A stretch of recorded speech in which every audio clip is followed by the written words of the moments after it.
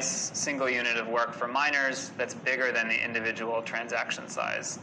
So if the miners had to do work and do hashing and add metadata for every transaction in the system, that would provide too much overhead. It also makes the hash chain of blocks shorter because we only need one block for a large number of transactions. And that's going to make it easier for us to verify the blockchain data structure. So what does the blockchain data structure look like? It's a pretty clever combination of two different hash-based data structures. So on the top here, we have a hash chain of blocks. Each one has a block header and then a pointer to some transaction data, as well as a pointer to the previous block in the sequence. And remember, these are hash pointers. And then we have a tree of all of the transactions that are included in each block. So this is a hash tree, or what's called a Merkle tree, which commits to all of the transactions in the block in quite an efficient way. So it's easy to provide just the path through the tree, which will be logarithmic in size, to prove that that transaction is included in a specific block. So that's the high-level idea behind a block. What does it look like in practice at the low level? So we'll do another deep dive into the actual data here. So this is what a Bitcoin block looks like. There's what's called the block header, which has all of the metadata for that block. And then there's that Merkle tree of transactions. So basically a long list of transactions. All of the hashes are arranged in this tree structure, which gives you the ability to efficiently prove which transactions are included in a block. The most important part, of course, is the header, which mostly has information related to the mining puzzle, which was talked about in the lecture on consensus, and we'll revisit in the lecture on mining. But recall that the most important thing here is that the hash of the block header has to start with a large number of zeros for the block to be valid. And then there's some other data to make that happen. There's a nonce that miners can change. There's a timestamp. There's a indication of how difficult this block was to find. That's all stored in the header. And the important thing is that the header is the only thing that's hashed during mining. So to verify that chain of blocks, all you need to do is look at the headers. And the only transaction data that's included in the header is that one root of the transaction tree.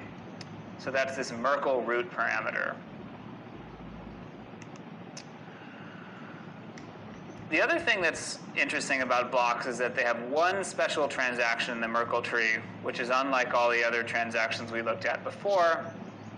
And this is the coinbase transaction. So this is where the creation of new coins in Bitcoin happens.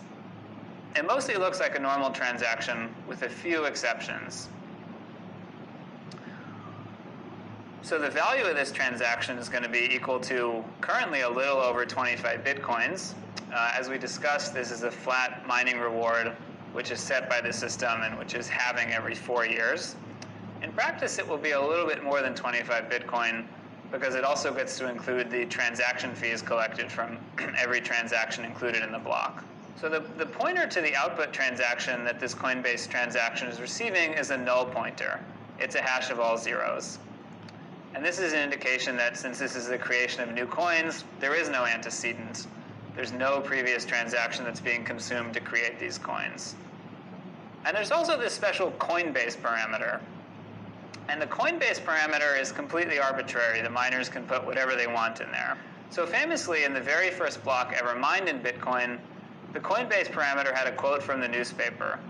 It had a quote from the Times of London describing a story involving the Chancellor bailing out banks, which was both a political commentary on the motivation for starting Bitcoin and served as a commitment that Bitcoin, the first block, was obviously mined after this newspaper came out. But since then, miners are free to put whatever they want in the Coinbase parameter. It's been used as a place to put some arbitrary data for different reasons, to signal support by miners for different new features, but there's no actual limits on what miners can put in there. So with both the block format and the transaction format that we described earlier, the best way to learn it is to just see for yourself. So there's a lot of websites that make this data accessible. This is a screenshot from blockchain.info, which I found very helpful myself in understanding and exploring what's going on at a low level in Bitcoin. There are a lot of other websites that do a great job of making this information accessible. So you can look at the graph of transactions, see which transactions redeem which other transactions, look for transactions with complicated scripts. You can look at the block structure and see how blocks refer to other blocks.